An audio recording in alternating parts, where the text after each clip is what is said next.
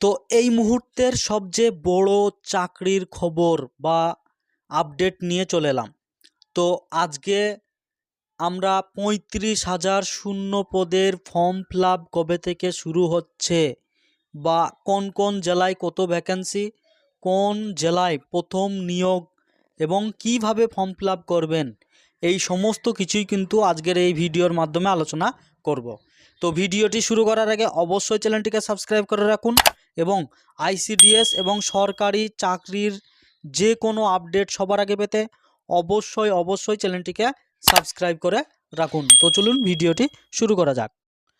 তো রাজ্য সরকারের ঘোষণা অনুযায়ী রাজ্যে ৩৫,০০০ শূন্য পদে আইসিডিএস অঙ্গনওয়াড়ি কর্মী ও সহায়িকা পদের ফর্ম ফিল আপ খুব তাড়াতাড়ি শুরু হচ্ছে।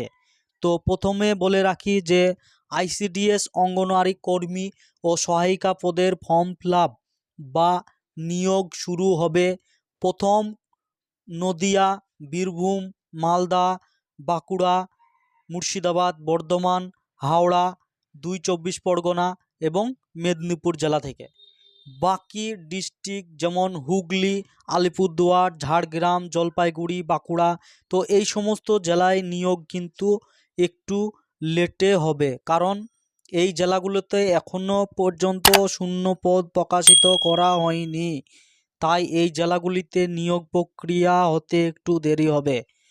আর যে সমস্ত জেলাগুলির কথা বললাম যে প্রথমের দিকে, তো সেই সমস্ত জেলাগুলির নিয়োগ কিন্তু খুব তাড়াতাড়ি হবে, অর্থাৎ ফেব্রুয়ারি মাসের শেষ সপ্তাহ কিংবা মার্চ মাস থেকে কিন্তু এই নিয়োগের নোটিফিকেশন আপনারা পেয়ে যাবেন।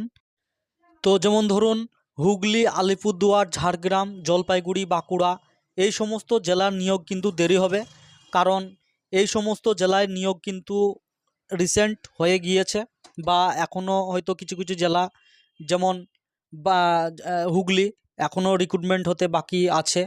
তাই এই সমস্ত জেলাগুলোয় রিক্রুটমেন্ট দেরি হবে, কারণ এই সমস্ত জেলাগুলোর জেলা শাসককে বলা হয়েছিল যে আপনারা আপনাদের ভ্যাকেন্সি বা শূন্যপদ তাড়াতাড়ি দেখান। তো ওনারা হয়তো এখনও পর্যন্ত শূন্যপদ প্রকাশিত করতে পারেনি বা দেখাতে পারেনি নবান্নর কাছে। তাই এই সমস্ত জেলাগুলোতে কিন্তু রিক্রুটমেন্ট খুব দেরি হতে পারে। তো যাই হোক, আমি বিস্তারিত আর যাব না, কারণ সেটা ওনাদের ব্যক্তিগত ব্যাপার। তো যাই হোক, আর যে জেলাগুলো বললাম যে নদিয়া, বীরভূম, মালদা, বাঁকুড়া, মুর্শিদাবাদ, বর্ধমান, হাওড়া, ২ চব্বিশ পরগনা, মেদিনীপুর, তো এই সমস্ত জেলার কিন্তু নিয়োগ খুব তাড়াতাড়ি হতে চলেছে। তো এই সমস্ত জেলার বাসিন্দাদের বলা হচ্ছে যারা আইসিডিএসের জন্য প্রস্তুতি নিচ্ছেন তারা সিলেবাস অনুযায়ী প্রস্তুতি নিন, কারণ সিলেবাসের বাইরে যে টপিকগুলো রয়েছে তো সেগুলো পড়েতে কোনো লাভ হবে না। তো আপনাদেরকে বারবার বলা হচ্ছে বা প্রত্যেকটি ভিডিওতেই কিন্তু আমি বলে রাখি যে আপনারা যে সিলেবাস আছে তো সেই সিলেবাস ধরে পড়ুন, দেখবেন যে খুবই সহজ হবে। আর আইসিডিএস পরীক্ষায় পাস করা কিন্তু খুবই সহজ ব্যাপার, মেরিটও কিন্তু কম হয়। তো যাই হোক, একটু যদি প্রস্তুতি নিতে পারেন তাহলে কিন্তু আপনি খুব সহজেই কোয়ালিফাই করতে পারবেন, আর ইন্টারভিউতেও কিন্তু সেইভাবে আটকায় না। তো যাই হোক, আপনারা প্রস্তুতি নিন। এই সমস্ত জেলাগুলোর নিয়োগ খুব তাড়াতাড়ি হতে চলেছে, আমার কাছে যতটুকু খবর আছে যে খুব তাড়াতাড়ি নিয়োগ প্রক্রিয়া সম্পূর্ণ করানো হবে আবার। তো যাই হোক, আপনারা কিন্তু খুব তাড়াতাড়ি প্রস্তুতি নিন। আর পশ্চিম বর্ধমান জেলারও কিন্তু নিয়োগ প্রক্রিয়া কিছুটা বাকি রয়েছে। তো সেই সমস্ত ব্লকগুলো ছাড়া বাকি সমস্ত ব্লকে কিন্তু আবার নতুনভাবে নিয়োগ করানো হবে। তো যাই হোক, এইভাবে কিন্তু নিয়োগ প্রক্রিয়া প্রত্যেকটি ডিস্ট্রিক্টে কিন্তু সম্পূর্ণ হবে। আর এই পরীক্ষার প্রস্তুতি আপনারা অবশ্যই নিতে থাকুন, দেখবেন যে আপনারা কিন্তু পাস করতে পারবেন।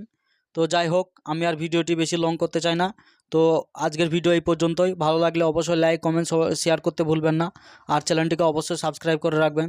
তো ততক্ষণে সবাই ভালো থাকবেন, সুস্থ থাকবেন। ধন্যবাদ, দেখা হবে পরবর্তী ভিডিওতে।